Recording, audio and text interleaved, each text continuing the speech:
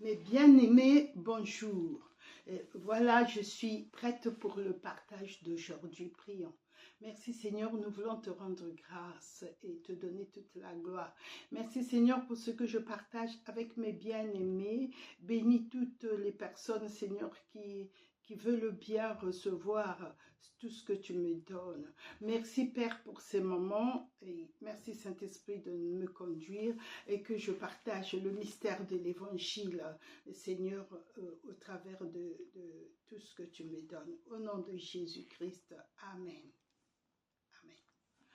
Voilà, et je pense que c'est une bonne chose de savoir que la parole de Dieu est la clé qui nous permet de marcher dans le chemin qu'il a préparé pour nous. Nous avons sa parole, la parole de Dieu est vivante et donc c'est Dieu qui nous parle. Et surtout, nous pouvons considérer que le fait d'avoir le livre au travers lequel il nous parle, le Saint-Esprit peut venir nous donner, selon sa volonté, une parole à propos. C'est-à-dire qui correspond à notre situation, qui correspond à notre époque, qui correspond à notre génération. Et il peut nous donner aussi une parole d'exhortation pour quelqu'un d'autre. Et donc, ces paroles-là, nous ne pouvons pas penser que Dieu me parle, que ça s'arrête à moi.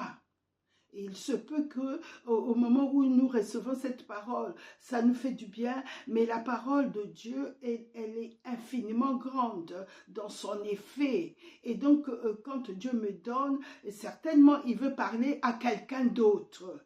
Et c'est dans ce sens-là que je partage ce que le Seigneur me donne avec vous. Et donc, soyez bénis par cette parole. Et si cela a été un réma pour moi chaque jour, et l'est pour aujourd'hui, et le sera pour chaque jour, et ben cela peut devenir de même pour vous.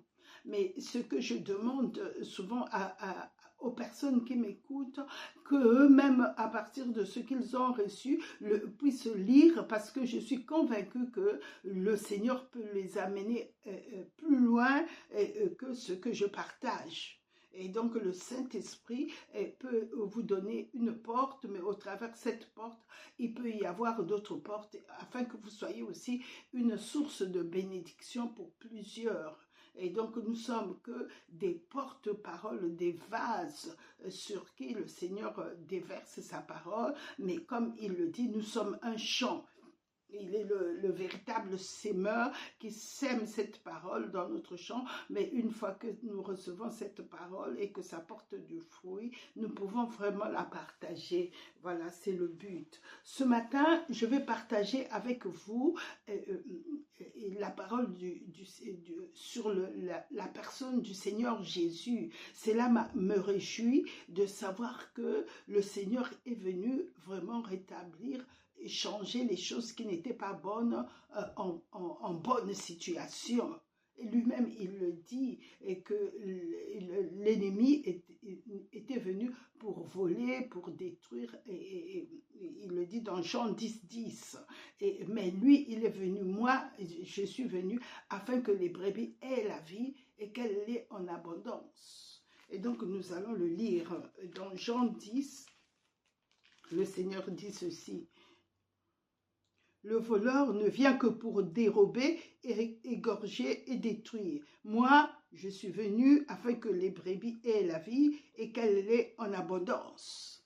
Et donc, quand ici, il veut nous faire comprendre qu'il y a un moment où l'ennemi est venu détruire ce que Dieu avait donné. Et quand nous regardons au travers de Adam, c'est ce qui s'était passé. Dieu avait donné des bonnes choses à Adam, il l'avait béni afin qu'il soit une bénédiction pour tous les hommes qui étaient en lui. Et ben, il est venu l'usurper et il n'a pas fait de bonnes choses avec le fait de, si nous voulons savoir ce que l'ennemi a fait, il suffit de regarder les hommes qui vivaient à cette époque jusqu'à notre époque, ceux qui n'ont pas Christ reste ce qu'ils peuvent faire en cachette, même si les personnes paraissent bien, mais étant donné que nous devons toujours vraiment nous appuyer sur la parole de Dieu. La parole de Dieu est vraie et elle est comme un miroir.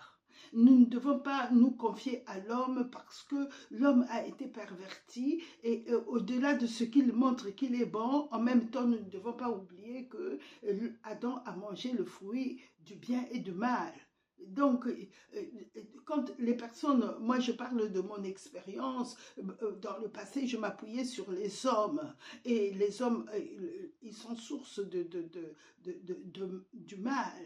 Mais par contre, Jésus, c'est ce que le Seigneur veut nous faire comprendre ici. Et quand je me suis retournée vers le Seigneur Jésus et que j'ai compris ce principe qu'il y a deux arbres, l'arbre du fruit, l'arbre du bien qui produit les fruits du bien et du mal, c'est ce que l'homme a mangé, et l'arbre de vie, c'est ce que j'ai en Jésus-Christ. Et depuis, j'aime manger l'arbre de vie et je vois ma vie a changé et ce fruit qui est Jésus-Christ, qui est le Christ dans ma vie, m'a apporté une nouvelle vie et m'a fait naître de nouveau, a changé mon cœur. En commençant d'abord par moi-même, il a fait un travail extraordinaire. Avant, j'avais de mauvaises pensées. Le Saint-Esprit, par Jésus-Christ, est venu transformer mes pensées. Maintenant, je pense aux bonnes choses. Je peux dire, béni soit le Seigneur qui m'a sauvé, qui m'a béni en Jésus-Christ de toutes sortes de bénédictions. Et je peux dire, je suis une créature si merveilleuse. Et je suis l'œuvre de Dieu, l'œuvre parfaite de Dieu. Dieu avait prévu de me sauver. Merci Seigneur. Je pense autrement. Et aujourd'hui, j'expérimente l'amour infini de Dieu. Et j'expérimente aussi le bienfait du Saint-Esprit en moi. Entendre Dieu en moi peut me parler et que je vois le résultat exactement tel qu'il me le dit. Et donc, y a pas, on ne peut même pas comparer ce que j'étais quand je n'avais pas Christ. Quand j'ai donné ma vie au Seigneur Jésus, ma vie n'était pas bonne, elle était chaotique. Mais le Seigneur a travaillé, il n'a pas tout changé tout d'un coup. Et il a fallu même, je pense, 30 ans pour que je puisse être libérée de certaines situations où je m'étais mise, où j'étais esclave parce que je m'étais mise dans ces situations quand j'étais jeune. Mais pour d'autres, aussitôt que j'ai donné ma vie au Seigneur, beaucoup de choses avaient changé. J'avais remarqué que le Saint-Esprit agissait même dans des situations où je n'avais pas où je n'avais pas d'ouverture, les portes se sont ouvertes, j'ai vu comment le Seigneur je vois comment le Seigneur guide ma vie et moi qui n'arrivais pas à pardonner, j'ai pardonné à tous ceux, en commençant depuis ce jour-là, je pardonne, je ne suis plus rancunier parce que je sais que la rancune, c'est l'ennemi qui le mettait dans mon cœur en créant des situations, mais depuis que le Seigneur me libère, je compte sur son intervention divine. Et vraiment, je vois la puissance de Dieu se manifester dans ma vie et comment il écarte l'ennemi, comment il agit contre lui. Maintenant, il est mon représentant, ma garantie. Il est ma garantie. Et donc, voilà pourquoi je partage cette parole qu'il me donne chaque jour. Dès qu'il me donne une pensée, et que cette pensée, je l'expérimente en bien dans ma vie. Et il est vraiment celui qui est venu nous donner la vie. Et quand il parle ici de la vie, il ne parle pas d'aller faire la fête en bar, d'avoir des costumes somptueux. Oui, le Seigneur peut nous donner tout ça, mais ne faisons pas de ces choses une priorité. Et celui qui nous les donne devient en arrière. Bien aimé, le Seigneur est bon. Et je pense que vraiment, je ne change pas de message, mais le Seigneur me dit de parler de ça. Moi, quand j'étais dans le monde, tout ce qui était argent avait une importance pour moi, tout ce qui était culture, luxe, tout ce que le monde met en priorité, et ben le monde, comme je n'avais pas Jésus, j'étais dans le monde, donc je pensais comme les gens du monde pensent. Et la Bible dit que j'étais toujours dirigée par par ma chair. La chair, c'est l'orgueil, c'est moi, c'est j'ai ceci, j'ai cela, et je marchais plus ou moins de cette manière-là. Même si de temps en temps, je redevenais sage, mais dès que je sortais, et ben que je croisais quelqu'un ou quelque chose me plaisait, j'avais tout de suite envie de la voir. Et donc la convoitise qui sévit dans le monde, moi, ça m'atteignait aussi. Et quand j'ai donné ma vie à Jésus, le Seigneur, la première des choses qu'il a fait, c'est de me libérer de l'esclavage, de l'attirance des hommes, de me libérer de l'esclavage, de la convoitise, de me libérer de la cupidité, de les idées fausses qu'avoir l'argent, c'est la vie heureuse. Et quand le Seigneur m'a fait comprendre qu'il était le centre, celui par qui la véritable vie pouvait être expérimentée. Mais je ne pouvais pas réaliser quelle était, comme aujourd'hui, la grande richesse que j'ai en ayant Christ en moi. Et vraiment, j'exhorte que vous soyez jeune, que vous soyez d'un certain âge, ou que vous soyez enfant, vous donnez votre vie à Jésus, attachez-vous, parce que le Seigneur ne nous montre pas toutes choses. Le Seigneur n'est pas quelqu'un qui nous fait miroiter. Parce qu'en nous montrant ces choses-là, si le Seigneur m'avait montré beaucoup de choses que j'ai en Jésus, peut-être que j'allais vite m'attacher à lui à cause de ses bienfaits. Beaucoup de personnes aujourd'hui viennent vers le Seigneur parce qu'ils veulent un mari, parce qu'ils veulent une maison, parce qu'ils veulent que la situation dans le foyer ça s'arrange, parce qu'ils veulent que leur situation change. C'est vrai que Dieu est celui qui change nos situations, puisqu'il a changé la situation de Adam. Il s'était offert au diable, mais Dieu, selon le plan qu'il avait pour Adam, c'est de commander sur les anges, de commander sur et de diriger, de dominer sur la terre, sur les animaux, sur tout ce qu'il avait mis sous son autorité. Et donc, ici, le diable est un ange déchu, parce que avant, il était Lucifer, l'ange de lumière, mais comme il a voulu usurper ce qui ne lui appartenait pas, eh bien, Dieu est un Dieu de justice. La justice de Dieu l'a déchu, l'a précipité. La puissance de Dieu a agi contre lui. La puissance de Dieu est pour ceux qui aiment Dieu et pour leur bien et pour leur vie. Mais à cause de sa justice, la puissance de Dieu se lève contre ceux qui se montrent contre Dieu ou qui murmurent contre Dieu. Nous le voyons au travers Israël. Chaque fois que Dieu les aimait, quand ils étaient sous la justice, c'est-à-dire Dieu les avait libérés à cause de l'agneau, la justice de l'agneau immolé qu'ils avaient mangé en Égypte, les protégeait. Le sang qu'ils avaient mis sur les portes était aussi le sang qui marquait leur vie, qu'ils appartenaient au peuple de Dieu. Mais quand la loi est venue, c'était la fin de cette grâce. C'était la fin de cette justice qui les couvrait. Maintenant, ils devaient obéir à la loi pour que cette justice de Dieu puisse les protéger. Et quand ils n'obéissaient pas, eh bien, la justice de Dieu qui les protégeait se retirait et le monde qui était perverti se soulevait contre eux. Nous voyons cet exemple-là dans le désert. C'est pas que le désert, il n'y avait pas des serpents, non.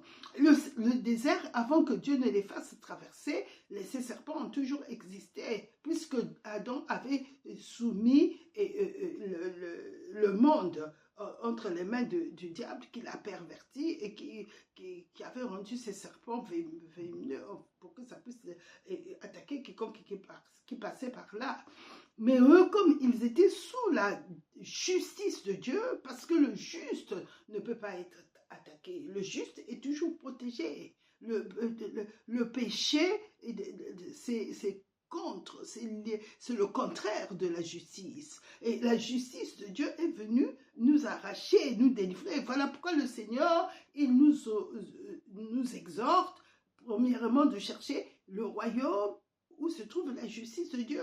Le royaume et la justice de Dieu. Et toutes les choses nous sont données. Et donc, eux, ils avaient la justice de Dieu. Ils étaient justes. Le jour où Dieu les avait fait sortir de l'Égypte, et Dieu les considérait justes. Pourquoi?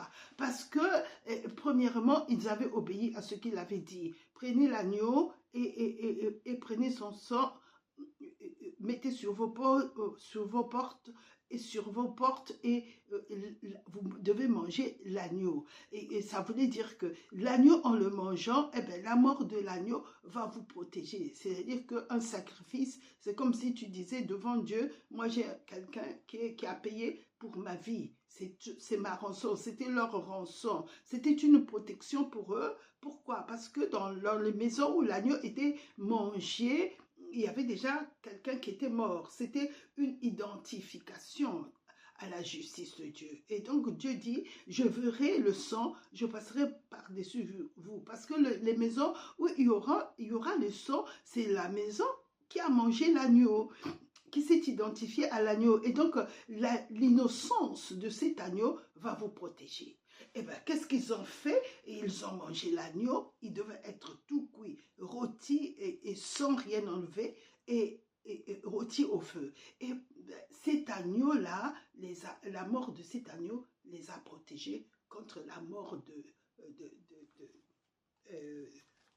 de celui qui devait, du vengeur de péché, du vengeur de sang. Ça les a protégés. Nous le lisons dans Exode 12. Exode 12, à partir du verset 12, il dit « Cette nuit-là, je passerai dans le pays d'Égypte et je frapperai tous les premiers-nés du pays d'Égypte, depuis les hommes jusqu'aux animaux, et j'exercerai des jugements contre tous les dieux de l'Égypte. Je suis l'Éternel. Le sang vous servira de signe sur les maisons où vous serez. Je verrai le sang et je passerai par-dessus vous, et il n'y aura point de plaie qui vous détruise quand je frapperai le pays d'Égypte. » Donc c'était un jugement, le jugement rentrait et il frappait. Dieu avait décidé que ce jour-là, il allait juger les dieux de l'Égypte. Il allait porter un jugement fort sur Pharaon et tout son peuple, par rapport aussi à ce qu'ils avaient fait à ce peuple-là. Pendant 400 ans, Dieu avait attendu parce qu'il avait annoncé à Abraham, les choses repartent toujours à Abraham que je jugerai la nation qui va les soumettre à l'esclavage. Et donc ce soir-là, c'était le temps fixé de Dieu, est fidèle à ce qu'il avait dit à Abraham, il s'est levé pour juger. Mais pour les mettre à part, pour les protéger, il leur a dit, mangez l'agneau et prenez son sang, mettez-le sur les portes. Et c'est ce qu'ils ont fait. Tous ceux qui se sont soumis à cette parole-là, ils ont été protégés. Et s'il y avait eu des Hébreux qui ne s'étaient pas soumis, ils avaient été touchés. Mais je pense qu'il n'y en a pas eu. Je pense qu'ils ont obéi à la parole de Moïse, vu les jugements passés, tout ce qu'ils avaient vu déjà que Dieu avait fait à l'Égypte, chaque fois qu'il disait « laisse aller mon peuple ». Et donc, ils se sont soumis. Et la Bible dit que le jour où ils sont sortis, il y a eu des Égyptiens qui ont fait ça. Et qui ont été sauvés. Et la Bible les appelle le Ramassis. Ils sont sortis avec le peuple d'Israël. Pourquoi? Parce qu'ils voyaient l'effet de la parole que Dieu avait dit, donnée à Moïse et à Aaron, qui n'étaient que des hommes, mais comment Dieu appliquait sa parole. Il était fidèle à sa parole. Et donc, nous voyons ici que Dieu est toujours fidèle à sa parole. Et donc, ça les a protégés. Mais quand ils sont arrivés dans le désert, eh ben, Dieu leur a donné la loi. Pourquoi? Parce qu'ils avaient fait l'alliance. Ils sont arrivés à un point où ils ne marchaient plus innocemment sous cette justice, où ils avaient mangé l'agneau qui a protégé leur corps, qui a protégé leur marche, et ils étaient sous la grâce. Mais arrivé à un point, à un lieu où Dieu avait dit, tu sortiras le peuple et quand vous arriverez ici, je parlerai à ce peuple. Et ce peuple est sorti, donc il a fallu que Dieu fasse alliance avec eux. Il leur dit, voilà comment vous allez marcher et je vous donnerai des instructions, vous allez les suivre. Ça s'appelait la loi de Moïse. Et à partir de ce moment-là, quand ils n'ont pas obéi, et pourtant ils ont murmuré, quand ils étaient sous la justice de Dieu, sous la grâce de Dieu, c'était un peuple qui rebelle, qui murmurait tout le temps. Quand ils ont vu les Égyptiens les poursuivre, pourquoi tu ne nous as pas laissés? Ils se soulevaient tout le temps contre leurs dirigeants, contre Moïse que Dieu avait choisi et Aaron. Pourquoi tu ne nous as pas laissés en Égypte en manger alors qu'ils étaient des esclaves là-bas sous le joug? Ils étaient tapés comme beaucoup de gens quand ils sont dans le monde, il leur arrive plein de choses, mais une fois qu'ils sont en Jésus-Christ, libérés des addictions, libérés de la drogue, libérés de la pornographie, libérés de leur comportement qui n'était pas bien, le mariage est maintenant arrangé, où ils sont en Jésus-Christ maintenant, ils ont une autre espérance et ils commencent à murmurer. Dès qu'il y a quelque chose qui ne va pas, pourquoi Dieu ne m'a pas donné un mari? Ça fait longtemps que je prie dans cette église, je suis Jésus, il n'y a pas de mari.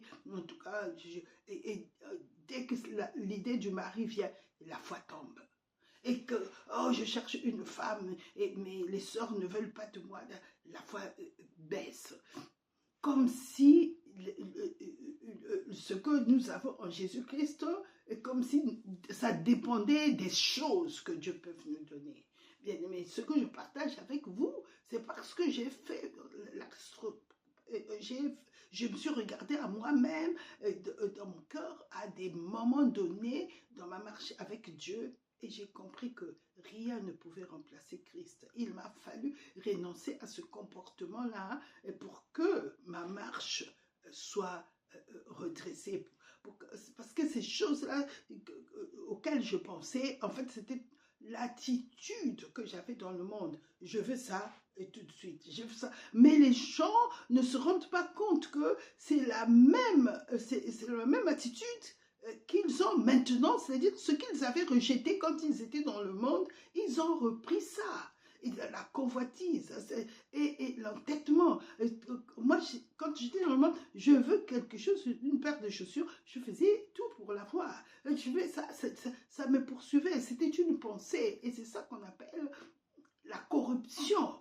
J'étais corrompue, c'est la mode, mais quand je voyais la mode ou les magazines dans lesquels il y avait cet été, ce serait le jaune, cet été, ce serait le vert. Et je suivais la direction du monde, mais en fait, cette direction-là, elle est conduite par le diable lui-même.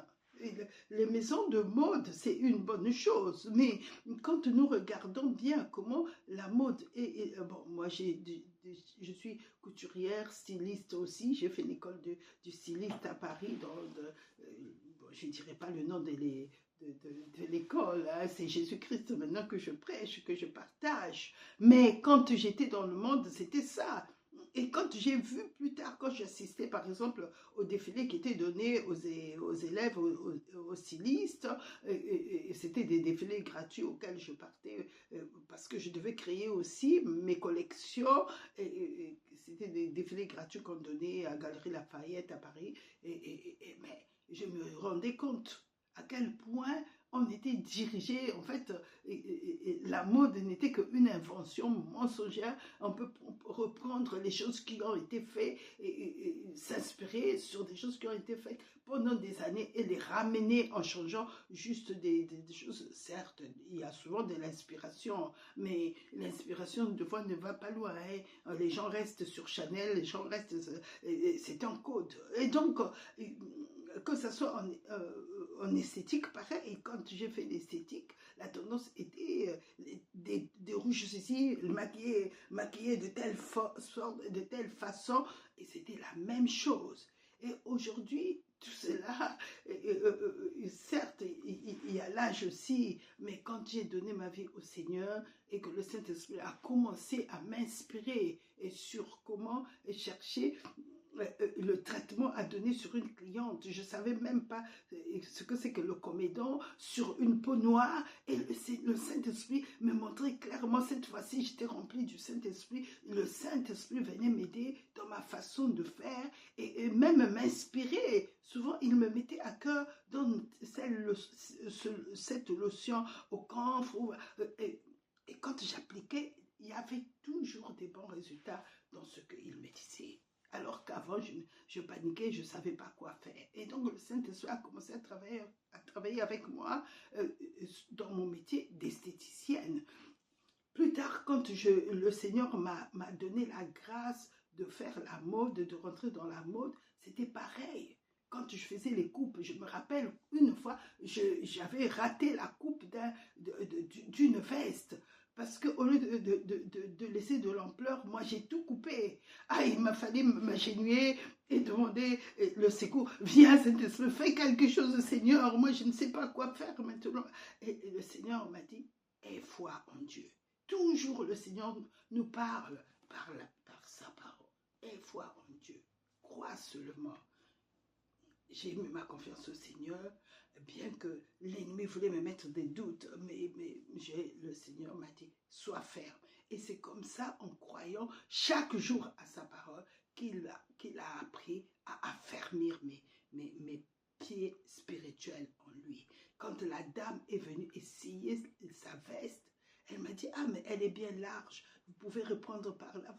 Oh Seigneur, et des miracles en miracles. Même quand j'enseignais ou pour acheter mes machines, j'ai vu les gens qui m'ont offert des machines, qui m'ont fait des cadeaux alors que je n'avais qu'une petite machine. J'ai commencé avec une petite machine que mon fils m'avait offert et le Seigneur m'a donné encore plus et ainsi de suite. Et donc, pour ouvrir mon atelier, c'était pareil. Le Seigneur m'a appris qu'il est au-delà des conditions humaines, qu'il est au-delà du naturel et qu'il est vraiment surnaturel. Et quand on vit en lui, il nous donne la vie en abondance.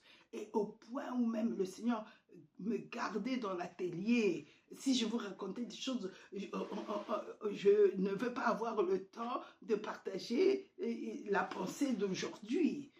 C'est pour vous dire que le Seigneur est merveilleux. Il est vraiment merveilleux. J'ai eu un client qui venait dans mon atelier, mais j'ai vu qu'il avait d'autres intentions. Et puis, un jour, en lisant ma Bible, je me suis rendu compte que le Seigneur, il était notre garant, mais qu'il pouvait être notre policier, il pouvait être notre époux. Et puis, ça m'avait touché de savoir que Jésus était vraiment mon époux et que le Seigneur avait toutes les casquettes. J'ai dit à cet homme-là, moi j'ai mon époux qui est toujours là et qui contrôle ce que je fais dans l'atelier, et afin que je ne puisse pas aller entre les mains de n'importe qui. Il a sursauté et je dis que, et même il est capable de pouvoir mettre la main sur la personne qui se hasarde à vouloir mettre sa main sur moi. Et je vous assure que cet homme-là, il a voulu savoir qui était. Je lui ai dit qu'il peut être policier comme il peut être avocat. Je dis, il a toutes les casquettes. Et lui, dans sa tête, je ne sais pas ce qu'il avait pensé, il a dû se dire, oh, ça doit être quelqu'un qui est d'une haute société, parce que déjà, le fait que cette femme-là soit installé ici à côté de la mairie, et ben cet homme ne m'a plus embêté, il a disparu de mon atelier très vite parce qu'il venait, faites-moi ce pantalon, faites-moi ceci, oh mais non, créez-moi un pantalon, je lui crée un pantalon, et puis je me suis dit, ah non, moi Seigneur, moi je vois ces idées, je n'en veux pas. Et toi, tu me suffis maintenant. Et donc, le Seigneur, il est vraiment fidèle.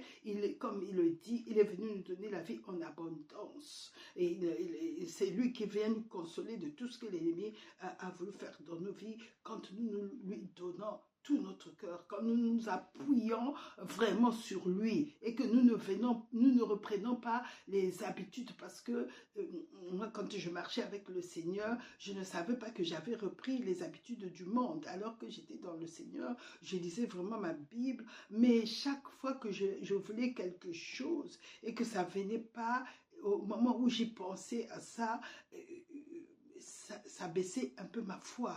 Je ne pensais plus qu'à cette chose-là et au lieu de continuer à prier, et j'avais remarqué que c'était pendant ces périodes-là où ma foi baissait un peu.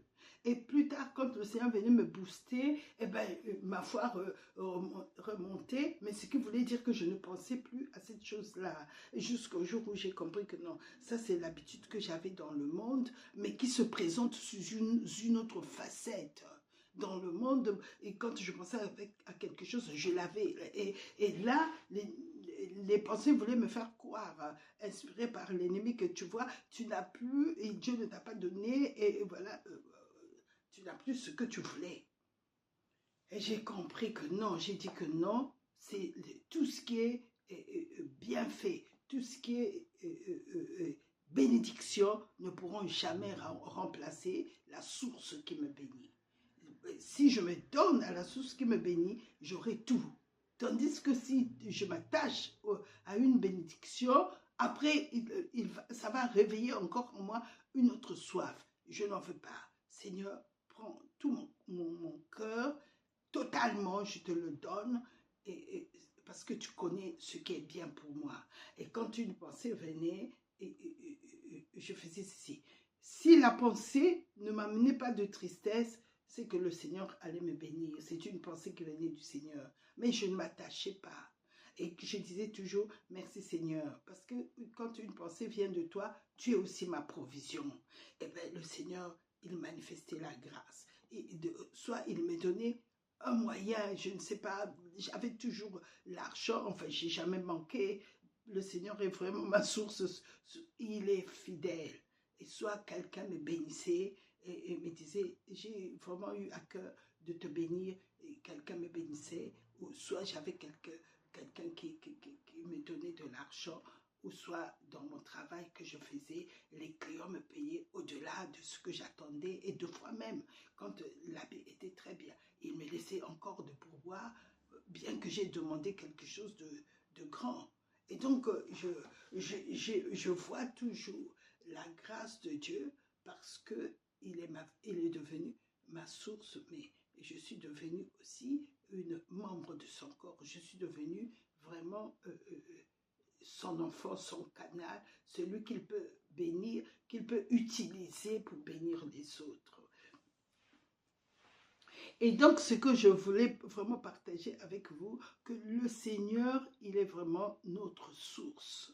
Il est vraiment celui que ça ne soit pas une pensée, une religion. Mais je prie que le Seigneur, au travers de ce que je vais partager avec vous, ouvre vos yeux spirituels comme Paul a prié pour les Éphésiens, que le Seigneur illumine les yeux de votre cœur afin que vous réalisez ce qu'il m'a donné et qu'il vous donne au-delà de ce que le Seigneur m'a donné. La pensée ici, nous allons lire dans Éphésiens 1, à partir du verset 9. Éphésiens 1, à partir du verset 9, nous dit ceci.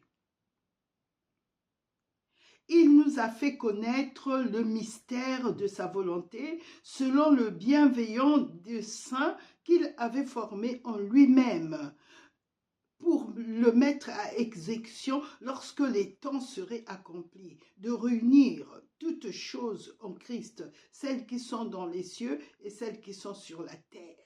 Et quand nous lisons dans 2 Corinthiens 5, ça aussi, ce passage, ça m'a beaucoup béni.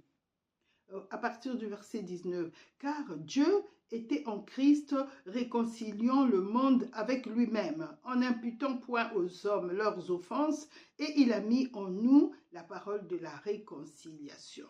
Donc Dieu est uni à Christ. Quand Dieu a créé l'homme, il a vraiment il l'a créé en lui. Dieu n'était pas un homme quand il a créé l'homme. Et donc, ici, nous ne pouvons pas donner la source de l'humain. Ici, quand je dis l'homme, je parle de la chair, de l'humanité. Nous ne pouvons pas donner la source de l'humanité sorti de Dieu. Mais créé, formé de Dieu, oui. Mais la source de l'esprit de l'homme, sa source spirituelle, c'est celle-là qui sort de Dieu au moment où il a dit « créons l'homme ». Il l'a créé en lui. L'homme n'a pas été créé hors de Dieu. C'est Dieu qui se parlait à lui-même. Dieu ici est Trinité. La Trinité existe, bien que ce verset, les gens, dans certaines Bibles, ne l'ont pas.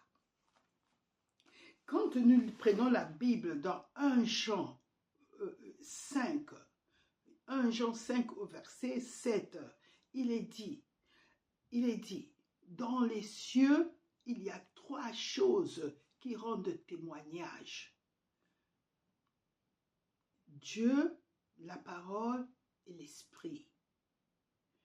Et il dit, ce verset se termine, et les 3 sont un.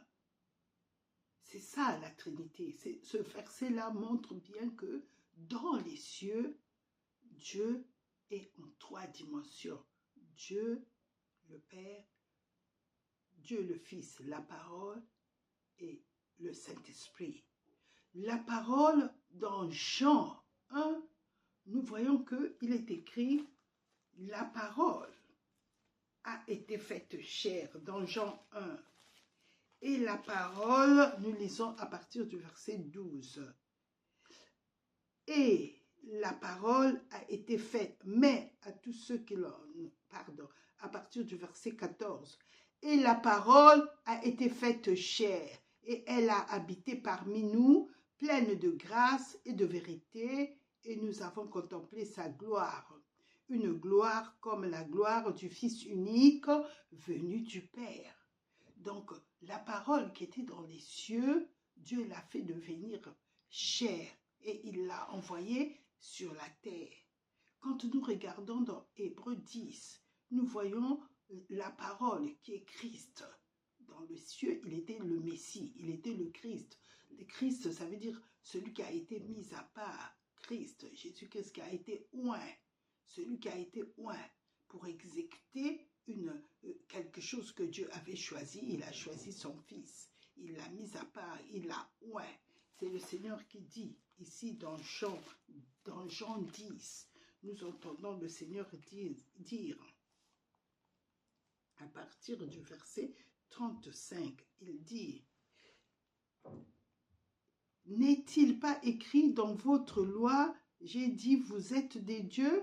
Si elle a appelé, le Seigneur parle ici de la parole, si la parole a appelé, si elle a appelé Dieu, ceux à qui la parole de Dieu a été adressée, et si l'écriture ne peut être anéantie, celui que le Père a sanctifié et envoyé dans le monde, vous lui dites, tu blasphèmes.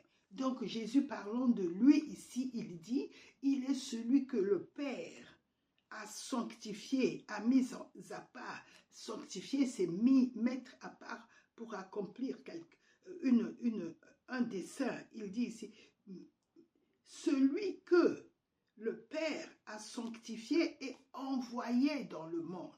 Donc ici, le Seigneur Jésus-Christ a été mis à part, Dieu le Père l'avait mis à part et l'a envoyé dans le monde. Afin que nous sachions d'où venait le Seigneur. Le Seigneur venait du Père. Et quand il était encore le Messie, le Christ, dans les cieux, pas dans ce sphère, pas sur la terre, mais dans les cieux, le sphère de Dieu, dans le royaume de Dieu. Le royaume de Dieu se trouve en Dieu lui-même. Il n'est pas hors de Dieu. Voilà pourquoi ça s'appelle le royaume de Dieu, parce qu'il est en Dieu. Comme Abraham était devenu au temps ancien le saint d'Abraham, ainsi le royaume de Dieu se trouve en Dieu. Son Fils aussi était en Dieu. L'Esprit de Dieu aussi que nous avons maintenant, qui a été envoyé, il est en Dieu et en même temps il est sur la terre. Parce que dans le domaine de l'Esprit, rien n'est limité. Et ici, quand nous regardons dans Hébreux, à partir du verset 5, Jésus ici est en train de parler avec son Père. il est encore dans les cieux. Dans les cieux, il y a toute une activité. Et ici, il dit, c'est pourquoi Christ entrant dans le monde. Donc Dieu, ici nous avons vu que le Seigneur a dit dans Jean 10 au verset 35, celui que le Père a sanctifié et a envoyé. Mais ici, dans Hébreu, nous nous trouvons juste au moment où, avant qu'il soit envoyé, au moment où il est en train de parler avec son Père, avant qu'il ne vienne sur la terre, dans le monde. Ici, le monde, c'est la terre qui a été usurpée. Dieu donc a choisi de changer les choses qui sont sur la terre. Mais ici, donc, nous sommes dans Hébreu 10. Dans Hébreu 10, il est dit, à partir du verset 5, c'est le Christ qui parle à son Père, le Messie. C'est pourquoi Christ, entrant dans le monde, il dit à son Père, tu n'as voulu ni sacrifice, ni offrande, mais tu m'as formé un corps. Et il continue, tu n'as agréé ni holocauste, ni sacrifice pour le péché. Alors j'ai dit, voici, je viens. Dans le rouleau du livre, il est question de moi, pour faire, ô Dieu, ta volonté. Jésus, donc, il était dans les cieux. N'oublions pas, le royaume des cieux se trouve en Dieu, et en Dieu, il y a le Père, le Fils et le Saint-Esprit. Selon 1 Jean 5, 7, ils sont tous un. Donc, quand Dieu se parlait à lui-même, il parlait à son Fils, il parlait à son esprit en disant « créons l'homme à notre image ». Mais ici, quand il dit ça, il parle de l'image spirituelle. Si l'homme a été créé à l'image de Dieu, à l'image du Fils et à l'image de l'Esprit, ça veut dire que l'homme a été créé dans ces trois dimensions, à notre image et à notre ressemblance. Dieu a créé l'homme à son image, puisqu'il est un. Mais en Dieu, il y a la parole et il y a aussi l'esprit et les trois sont un. Et donc, nous avons été créés à son image. Voilà pourquoi nous avons été faits hommes. Dieu nous a donné son esprit, nous a donné sa personnalité, afin que nous puissions nous exprimer, et il nous a donné un corps. Les trois dimensions constituent un seul homme.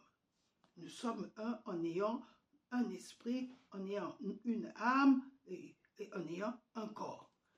Et donc ici, Dieu, le Seigneur a été envoyé dans le monde qui était déjà perverti. Mais pourquoi Dieu a envoyé Jésus? Parce que Dieu avait pour but de détruire les œuvres du diable. Le diable ne faisait pas partie du projet de Dieu quand Dieu a créé les cieux et la terre. Le but pour lequel Dieu a créé la terre, c'est afin que la terre puisse se joindre au ciel. C'est ce que nous avons lu dans Éphésiens 9. Le mystère de Dieu de réunir toutes choses dans les cieux et sur la terre. Dieu a voulu élargir son royaume. Il dit ici dans Éphésiens 1, nous avons lu à partir du verset 9. Le Seigneur dit ceci, il nous a fait connaître le mystère de sa volonté selon le bienveillant dessein qu'il avait formé en lui-même. C'était le projet de Dieu pour le mettre à exécution lorsque les temps seraient accomplis, de réunir toutes choses en Christ, celles qui sont dans les cieux et celles qui sont sur la terre. Comme le premier Adam a été usurpé, a été volé, et bien Dieu donc va envoyer Christ pour accomplir le dessein de Dieu. Et ça m'a réjoui ce matin de savoir que Jésus-Christ est celui par qui Dieu a fait toutes choses. Et Dieu a restauré toutes choses. Le but de Dieu n'était pas que l'homme tombe.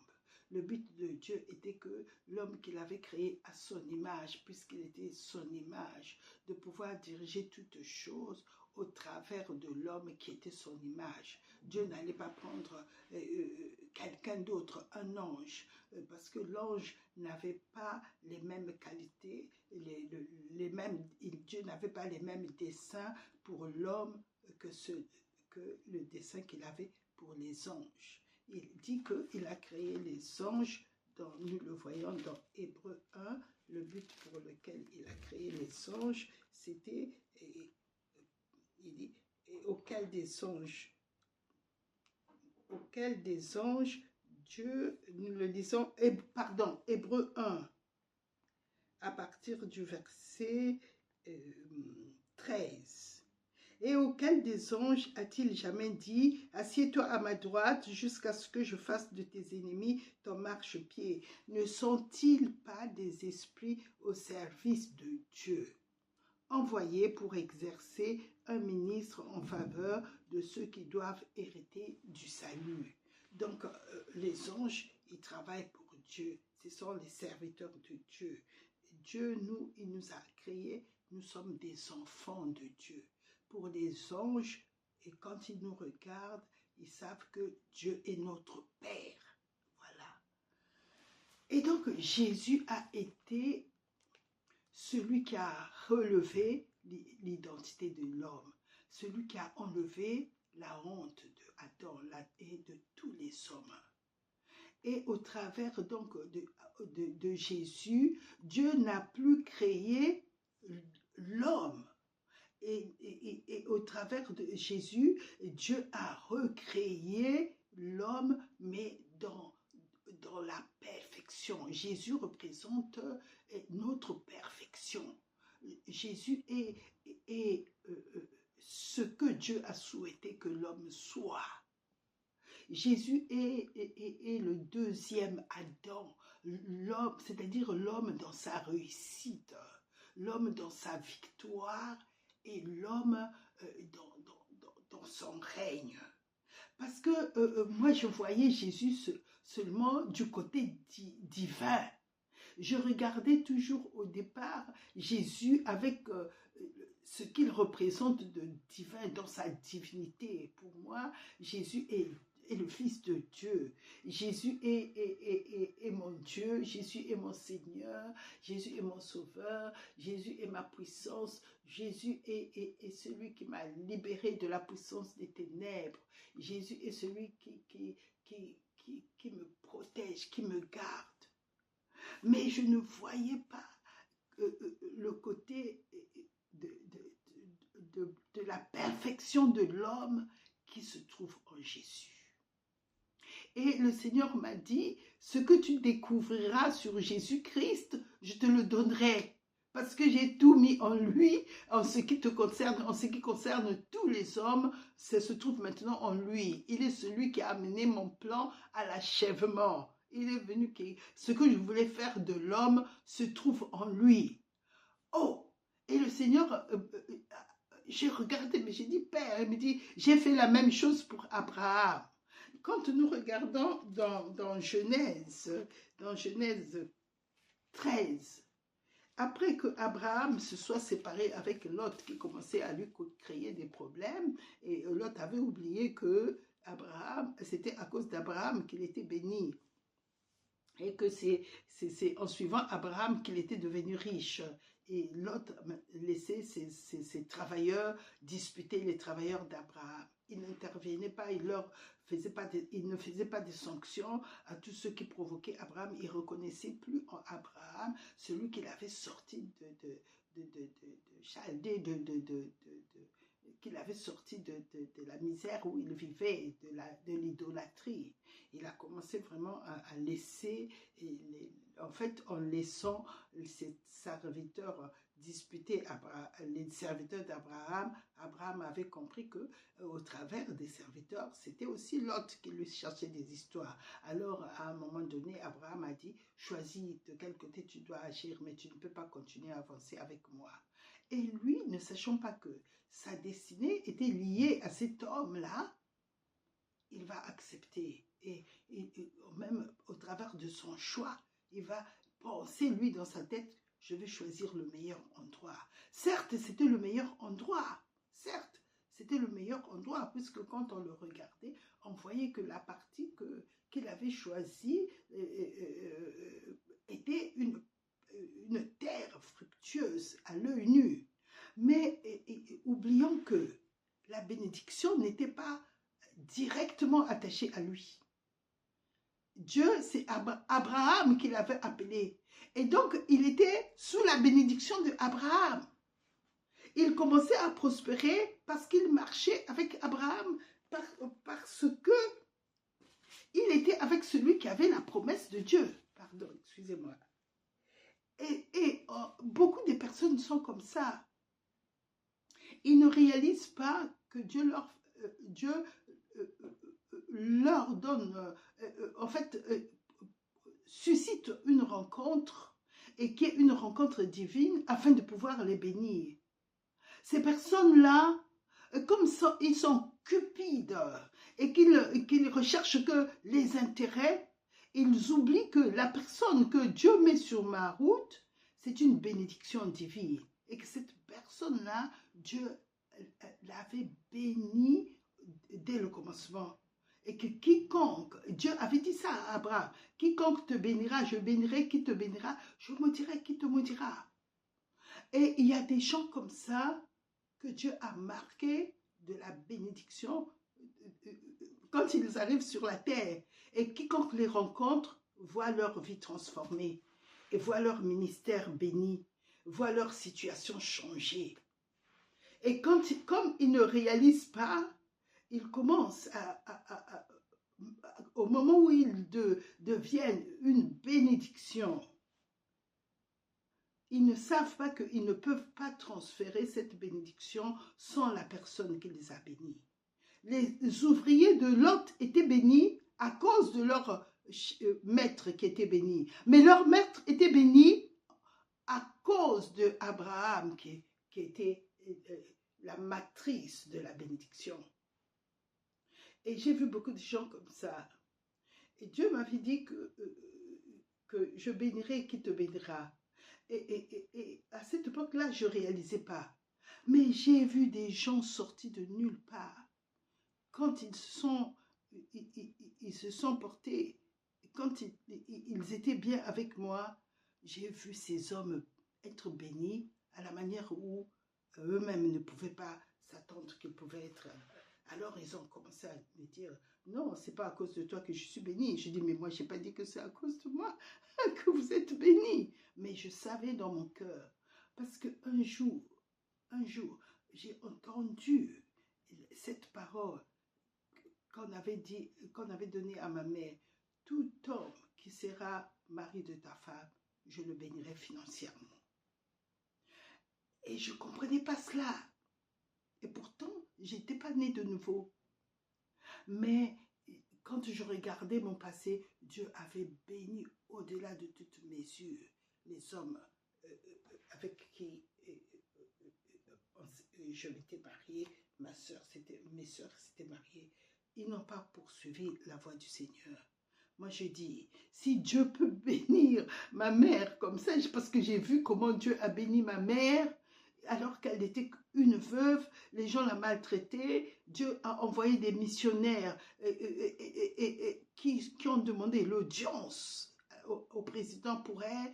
Et Dieu lui a dit, moi je pense que c'est Dieu, c'était pas ce président, mais ce président lui a dit, demande tout ce que tu veux et je te le donnerai. Et comme ces missionnaires-là, c'était des Suédois, lui ont dit, tu demanderas que tes enfants grandissent dans un bon environnement, dans des bonnes écoles, et qu'ils te donnent du travail, qu'ils te donnent mais toutes les conditions. Ma mère a attendu seulement le papier qu'il avait préparé. En fait, je n'étais pas là, mais je pense que c'est comme ça que ça s'est passé, j'imagine. Hein?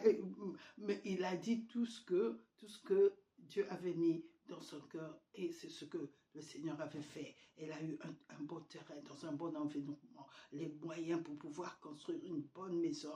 Et le Seigneur nous a envoyé dans des bonnes écoles. Et le Seigneur et la bénédiction de Dieu m'a toujours poursuivi. Pourquoi? Parce qu'il avait donné la parole à mon père qu'il allait s'occuper de nous. Et je vois Dieu s'occuper de moi. Dieu est vraiment mon Père. chaque fois qu'on avait des besoins, ma mère nous réunissait, il disait toujours, pendant la prière, Dieu a envoyé Élie chez la veuve de Sérepta. Alors, il nous enverra sa bénédiction. L'huile ne manquera jamais dans cette maison. La farine ne manquera jamais. Et j'ai grandi. L'huile n'a jamais manqué chez nous. La farine n'a jamais manqué chez nous. On vivait dans des très bonnes conditions. Ma mère avait eu du travail au centre médico-social militaire et il travaillait dans l'armée française.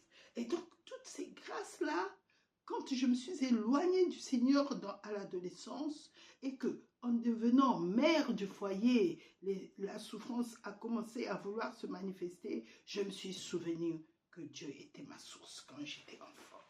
Bien-aimé, toi qui écoutes ce que je suis en train de partager avec toi, souviens-toi toujours que Dieu est la source de tous les bienfaits. C'est lui qui a créé les cieux et la terre. Personne ne lui enlèvera ce titre de créateur. Il restera celui qui a créé, le créateur du ciel et de la terre. Lui seul connaît les secrets de toutes les portes. Son Fils est la porte qui t'ouvrira toutes les portes. Mets Jésus-Christ dans ta vie et tu verras qu'il est celui que Dieu a choisi, en qui se trouvent tous les bienfaits humains. Quand le Seigneur m'a fait comprendre ça, bien tard, bien-aimé, bien tard, le Seigneur m'a fait comprendre que Jésus est l'homme réussi. Ce que Adam a raté, a échoué, Adam a échoué, mais Jésus, il est la réussite de Dieu parfait. Et c'est en lui que se trouve toute la victoire de Dieu, toute la gloire de Dieu et toute la réussite de Dieu. Alors, c'est en ce moment-là que j'ai commencé à regarder Jésus différemment. Avant, je ne le regardais que comme fils de Dieu, comme mon sauveur, comme mon Seigneur. Mais le Seigneur m'a dit, comme il a dit à Abraham, dans Genèse 13, il a dit à Abraham, lève les yeux, à partir du verset 14, et du lieu où tu es, regarde vers le nord et le midi, vers l'orient et l'occident, car tout le pays que tu vois, je te le donnerai à toi et à ta postérité pour toujours. Je te le donnerai. Nous lisons dans Genèse 15, il dit, à partir du verset 5, regarde vers le ciel et compte les étoiles, si tu peux les compter. Et il lui dit, telle sera ta postérité. Abraham eut confiance en l'Éternel qui le lui imputa à justice. Le principe du Seigneur est toujours regarde. Mais pour que tu vois, il faut que tes yeux soient ouverts. Voilà pourquoi Paul priait pour les Éphésiens. Illumine les yeux de leur cœur. Illumine, parce qu'ils ne comprenaient pas qui était le Christ. Illumine les yeux de leur cœur. Et qu'il leur donne un esprit de sagesse et de révélation.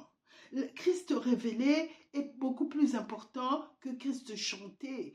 C'est vrai que le Seigneur est venu nous sauver. Le Seigneur est notre Dieu. Mais Dieu nous a tout donné au travers de lui. Individuellement, notre bonheur se trouve en Christ.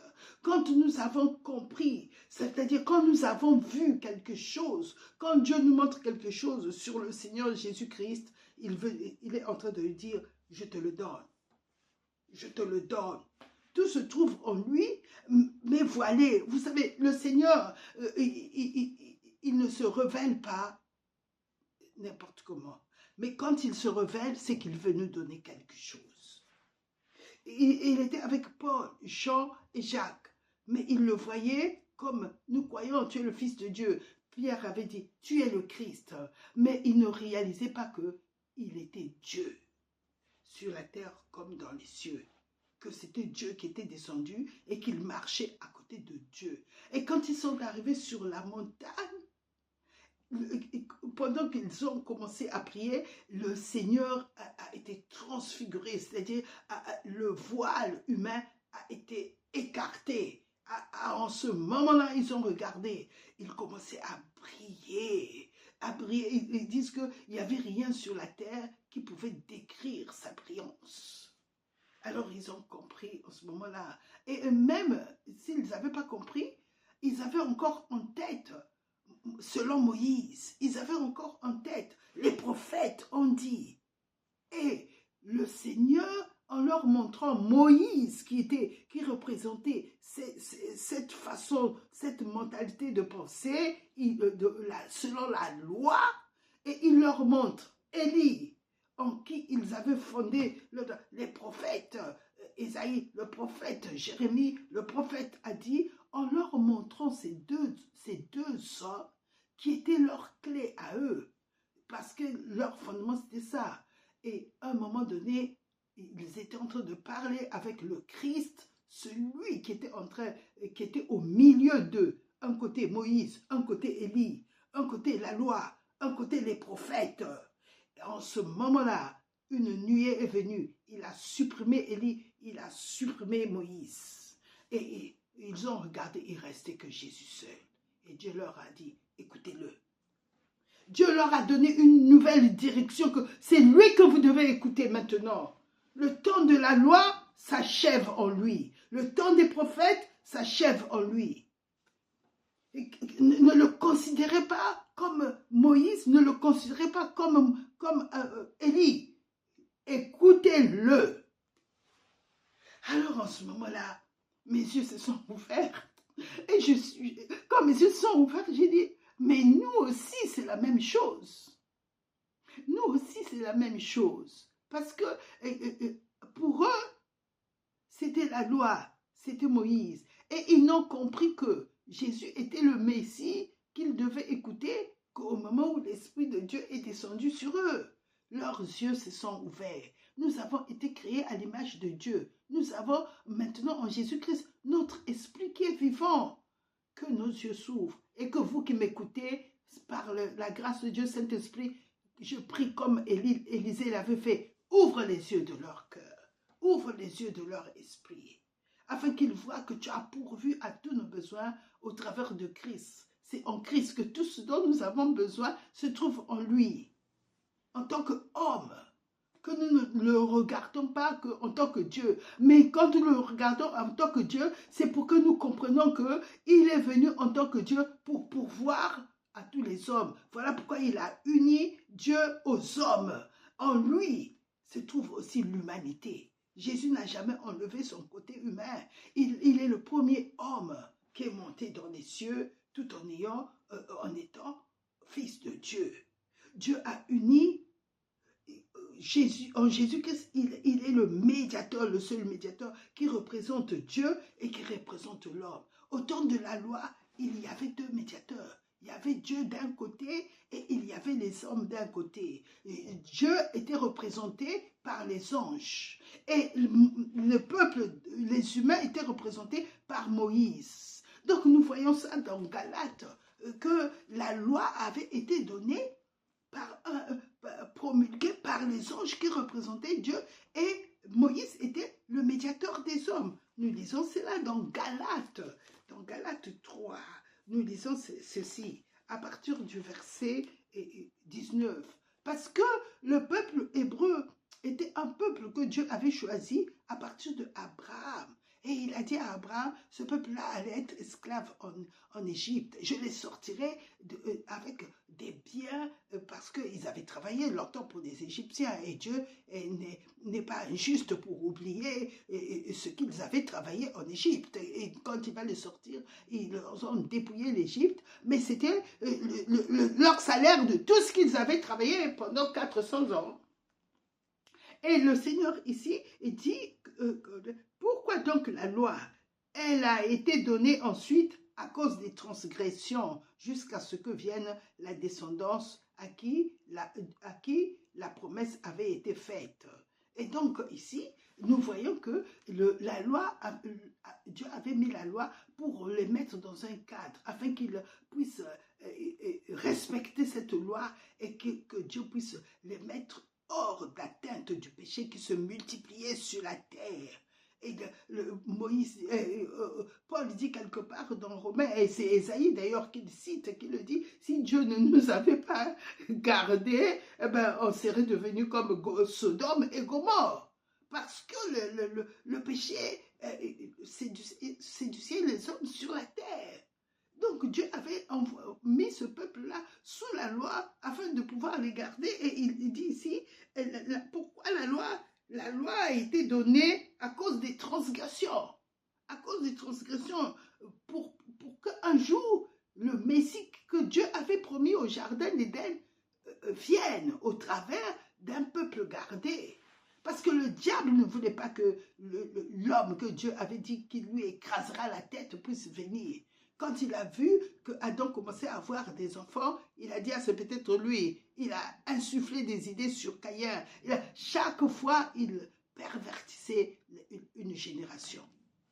Pourquoi? Parce qu'il ne voulait pas voir le Messie venir. Et Dieu a établi la loi pour garder ce peuple-là jusqu'à ce que celui qui avait été promis, qu'il allait naître, la descendance d'Abraham allait naître, allait venir. Il avait promis sur David, ta descendance, il régnera d'âge en âge, un règne éternel. Et jusqu'à ce que cette descendance-là soit venue. Et c'était Jésus qu'on attendait.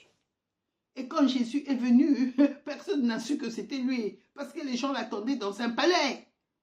Il avait été promis à Abraham, il avait été promis à David que ce serait ta descendance. Alors, tout le monde attendait que Jésus naîtrait dans un palais. Mais Jésus est né dans une crèche à Bethléem, Bethléem qui veut dire la maison du pain, la miséricorde. Et voilà.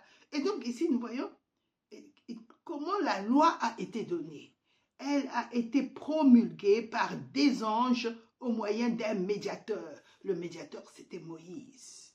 Or, le médiateur n'est pas médiateur d'un seul, tandis que Dieu est un seul. Donc Dieu était seul, mais le médiateur, il était médiateur pour représenter tous les hommes. C'était la loi. Mais en Jésus-Christ, il y avait donc deux représentants pour la loi. Il y avait un représentant pour Dieu, les anges, il y avait Moïse pour les hommes. Mais en Jésus-Christ, Dieu n'a pas eu besoin d'être représenté, puisque Jésus-Christ, le Christ, il sort de lui. Voici, je viens pour faire ta volonté. Il a été mis à part, sanctifié. Jésus dit aux Juifs, parce que moi j'ai dit que je suis fils de Dieu, vous dites que j'ai blasphémé celui que Dieu a envoyé, celui que Dieu a mis à part, à sanctifier et envoyé dans le monde. Vous dites que je blasphème. Donc Jésus ici nous décrit que c'était lui que Dieu avait choisi pour être un seul médiateur.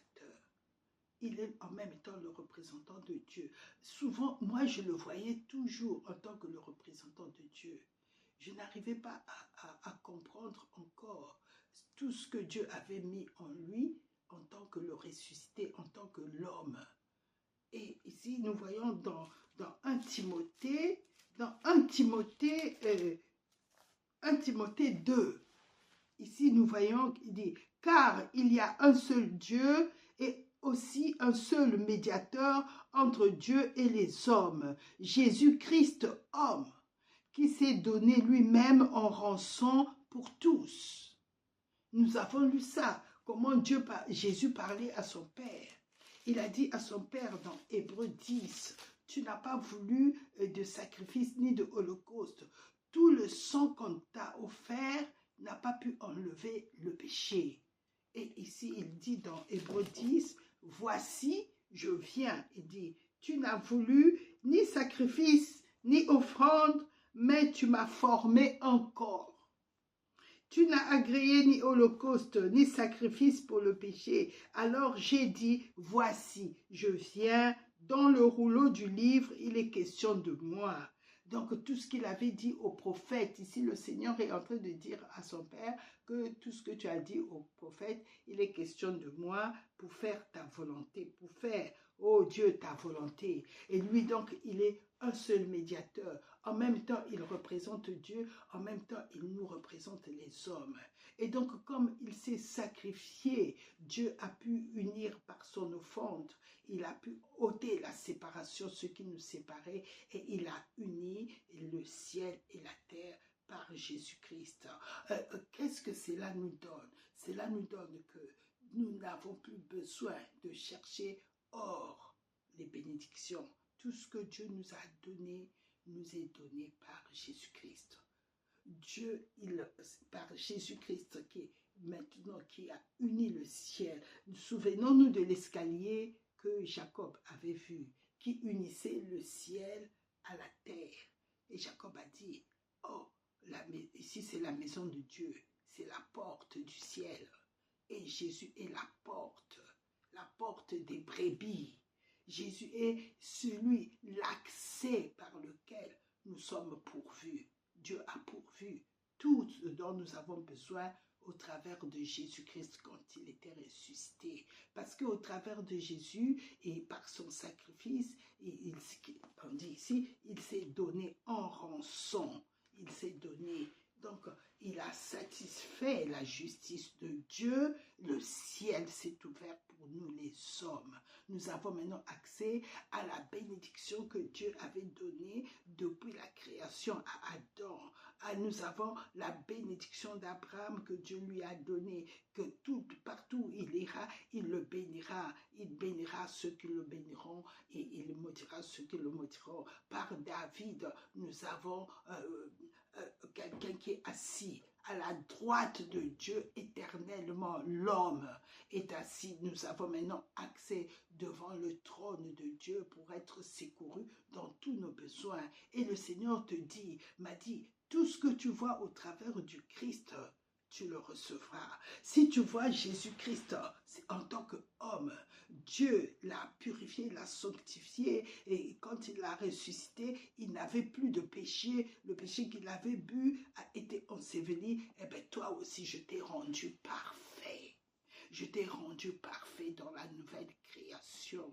Et si tu vois Jésus-Christ être restauré dans sa dignité, dans son autorité et dans sa divinité, eh bien toi aussi tu es devenu fils de Dieu. Par lui, tu as reçu la divinité de Dieu pour dominer sur tous tes ennemis. Dieu, au travers de Jésus, quand il lui dit, assieds-toi à ma droite jusqu'à ce que je fasse de tes ennemis ton marchepied. J'ai rendu tes ennemis ton marchepied. Dans toute situation que tu traverses, si tu vois ça, tout ce que tu vois à Jésus, que Dieu a donné à Jésus, il te l'a donné en tant qu'enfant de Dieu, en tant qu'homme, enfant de Dieu qui croit en Jésus. Dieu a fait de tes ennemis ton marchepied. Vois-les au travers de Jésus, ils sont déjà soumis à ses pieds, et tu le verras, ce que tu vois va se transmettre dans ta situation. Jésus-Christ est devenu le juste. Dans 1 Jean 1,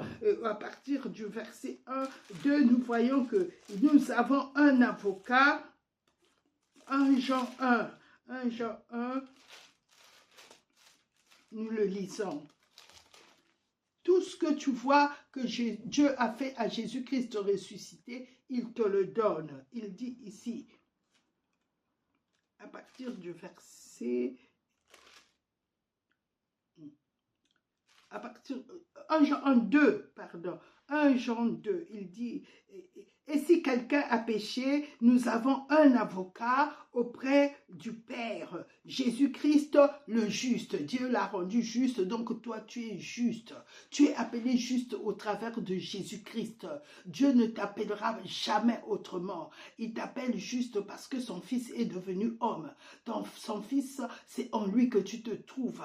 Il ne peut pas t'appeler différemment que ce qu'il appelle le juste. Jésus-Christ le juste. Il est lui-même une victime expiatoire pour nos péchés, non seulement pour les nôtres, mais aussi pour ceux du monde entier. Mais le monde entier n'en bénéficie pas parce que le monde entier n'accepte pas Jésus-Christ comme représentant. Pour toi qui as donné ta vie à Jésus, regarde ce que Dieu t'a donné au travers de Jésus-Christ. Si Dieu t'a fait asseoir dans les lieux célestes, c'est Jésus-Christ, homme, qu'il te représente, il l'a fait asseoir afin que toi, tu domines sur tous tes ennemis, tu domines sur toutes tes situations. Vois que dans la situation que tu traverses, Jésus-Christ est en train de dominer dans cette situation-là. C'est Jésus-Christ qui est Seigneur. Je proclame le nom de Jésus sur cette situation et au nom de Jésus qui est au-dessus de tout nom, toute chose fléchira. Dieu te donne une domination. Il te donne une domination au travers de toutes les œuvres du diable.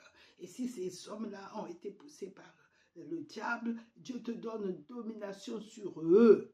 Parce que Jésus-Christ est Seigneur. Et Jésus-Christ qui est Seigneur sur tous les hommes, par Jésus-Christ, Dieu te donne domination parce qu'eux, ils représentent le royaume des ténèbres. Toi, tu représentes le royaume des Christ. Et bien, la justice de Dieu te fait dominer au travers de Jésus-Christ sur eux. Parce que toi, tu es sous une autre loi. En Jésus-Christ, tu es sous la loi de l'esprit de vie, la loi de la justice de Dieu. Tu es justice de Dieu. Celui qui n'avait pas commis le péché, qui n'avait connu le péché, Dieu l'avait fait devenir péché pour toi, afin que tu reçois la justice. Donc, Jésus-Christ ressuscité, il est juste. Dieu t'a mis en lui afin que tu sois compté comme juste. La justice de Dieu agira pour toi. Et Dieu m'a montré toutes ces choses-là. Il m'a montré que tout ce que tu verras au travers de Jésus va s'accomplir dans ta vie. Si tu vois Jésus-Christ régner, tu régneras. Si tu vois Jésus-Christ élevé dans les lieux célestes, dans la société où tu travailles, tu es appelé à être élevé. Tu seras élevé parce que celui en qui tu vis, il a été élevé depuis le sol. Dieu l'a ressuscité. Il ne s'est pas arrêté là. L'ascension est venue de Jésus. Au travers de l'ascension de Jésus, Dieu t'a élevé. Vois ton ascension dans cette société où tu travailles. Vois ton ascension dans la société. Vois que Dieu va t'élever. C'est au travers de Jésus-Christ. Regarde seulement Jésus. Ne retourne pas ton regard ni à gauche ni à droite. Ton regard se trouve en Jésus-Christ. Abraham n'a pas regardé à gauche, à droite. Dieu lui a dit, regarde au nord, regarde à l'ouest, au sud, regarde à l'ouest, regarde à l'ouest. Les étoiles que tu vois, sera ta descendance. Et quand il a voulu le bénir, il lui a dit, viens, regarde. Ce que tu vois, je te le donnerai. Et toi, pareil, nous, dans la Nouvelle Alliance, Dieu nous dit, fixez vos regards sur Jésus, l'auteur de votre foi, l'auteur de votre foi. C'est par lui que vous avez eu la foi. Fixe tes regards dans cette situation. L'autre qui te donnera la foi, il te donnera une parole. La parole qu'il te donnera suscitera en toi la foi de Dieu, sa foi en lui. Et cette parole-là sera le réma qui va déclencher et la puissance de Dieu dans ta situation, qui va changer la situation. Jésus-Christ est notre logos, mais est notre parole. Et la parole de Dieu qui a été faite chair. Et par lui, tu recevras le réma qui va agir dans cette situation. Jésus-Christ est notre parole. Donc, pendant que tu es en train de lire la parole, tu es en train de lire Jésus. Tu es en train de lire Jésus et Dieu te donnera une parole, le réma de ta situation. Et toute situation qui ressemble à ta situation aussi, pour toi, c'est aussi ton réma. Ne limite pas le réma par une phrase, non. Toute situation qui a été décrite, et que si tu vois la femme qui a touché la tunique de Jésus et que la frange de la tunique de Jésus l'a libérée, eh ben c'est ton réma. Parce que la parole de Dieu, c'est la justice de Dieu et la justice de Dieu va se manifester pour toi aussi. Va arrêter la situation que tu es en train de traverser, de l'ennemi. C'est Jésus qui a arrêté l'ennemi. Jésus est la fin de la loi. Jésus, par Jésus-Christ, quand il s'est sacrifié en offrant son corps à la croix, il a dépouillé.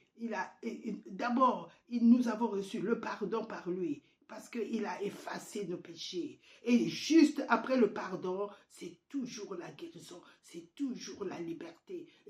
Il a effacé l'acte dont les ordonnances nous condamnaient et qui subsistait contre nous. Donc nous avons reçu en lui le pardon, la rédemption. Et après, il dit, il a dépouillé les dominations et les autorités et les a livrées publiquement en spectacle, en triomphant d'elle par la croix. Tu n'attends pas, oh mais comment? Dieu les a déjà livrés. Dieu a déjà livré le diable et toute sa puissance et rien ne pourra vous nuire. Et il a la croix. Quand Jésus s'est crucifié pour crucifier l'humanité sur laquelle il avait domination, il a été dépouillé. Il a été dépouillé. Son autorité est tombée. il a été écrasé. En ce moment-là, il est tombé parce qu'il n'avait plus d'autorité. Il avait été dépouillé. Il était maintenant sur la terre. Le jugement est tombé sur lui. Le châtiment est tombé sur lui. En même temps que le Seigneur était crucifié, en même temps le diable était jugé. Parce que Jésus a été crucifié pour nos péchés. C'était payé. C'était payé. Il n'y avait plus rien à exiger de l'homme. Le sang de Jésus, on dit Hébreux 9, 14, qui s'est offert à Dieu d'un esprit éternel. C'était le prix pour l'éternité. Jésus-Christ, par son sang, nous libérait. Le sang est tombé jusqu'au sol, jusqu'au propitiatoire. Il nous a libérés. Il n'avait plus rien à demander de l'homme. Il n'avait plus rien à nous demander, à nous qui sommes en Jésus-Christ. Jésus-Christ a payé le prix éternellement. Nous sommes libres. De tout ce que tu vois en Jésus-Christ, quand le besoin se présente, vois en Jésus-Christ, Dieu a pourvu. Dieu est en Jésus-Christ pour pouvoir, pour agir dans ta situation. Dieu est en Jésus-Christ pour que son esprit puisse agir puissamment, pour que l'épée de l'esprit, il prononce toujours la parole. Quand tu reçois la parole, libère-la. En la libérant, elle devient concrète. La parole a été faite chair. Elle amène ce qu'elle contient à la manifestation. Voilà, la parole de Dieu, c'est la vérité qui change les faits, qui change toute situation. Proclame-la, libère-la, la voix associe ta voix à la parole de Dieu afin que le monde de l'esprit, les anges bougent. Bénissez Dieu, vous ces anges qui obéissez à la voix de sa parole. Mets la voix à la parole que tu viens de recevoir. Proclame-la dans toute situation. Proclame-la. Et c'est elle qui change la situation. C'est la puissance de Dieu. Voilà ce que je voulais partager avec vous, bien-aimés, et que en Jésus-Christ, c'est lui que nous devons regarder. Et le verset qui clôture le partage d'aujourd'hui se trouve dans Hébreux 12. Hébreux 12. Hébreux 12, et il dit ceci, à partir du verset 2. Ayons les regards sur Jésus qui suscite la foi et l'amène à la perfection. Au nom de Jésus-Christ, amen. Voilà, on échange donc. Ayons les regards sur lui où Dieu a tout changé, a tout uni. Dieu est venu en nous, dans notre esprit, et en lui, il nous a tout donné, car il est écrit dans Colossiens 2, à partir du verset 2 et 9 et 10, car en lui habite corporellement toute la plénitude de la divinité. Et vous avez tout pleinement en lui, qui est le chef de toute domination et de toute autorité. Donc, nous n'avons pas besoin actuellement d'aller toujours dans les ciels, d'attendre d'aller dans le ciel, parce que dans notre esprit, il nous a amenés déjà, il nous a unis à Dieu, et nous sommes unis au ciel, nous sommes présents dans le ciel, et lui, il est présent sur la terre en nous. Nous sommes unis, et par lui, nous avons tout ce dont nous avons besoin.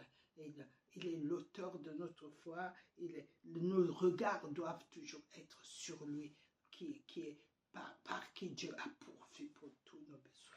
Merci Seigneur, je te rends grâce pour ce partage, que ton nom soit loué, tu es merveilleux de nous avoir envoyé Jésus-Christ en qui tu te trouves, et tu nous as mis en Jésus-Christ. Et c'est toi qui as pourvu à tous nos besoins, que Saint-Esprit, tu puisses manifester tout ce que tu nous as donné dans l'esprit, et que cela soit visible dans notre âme, et soit manifesté comme tu as manifesté la parole qui a été faite chair. Nous te rendons grâce pour toutes les manifestations que nous avons déjà reçues de toi, et pour ce que tu nous donnes aujourd'hui, et que tu manifestes aujourd'hui, pour ce que tu manifesteras en tout temps, à cause de ta justice. Merci Seigneur. Au nom de Jésus-Christ, amen. Vous êtes bénis.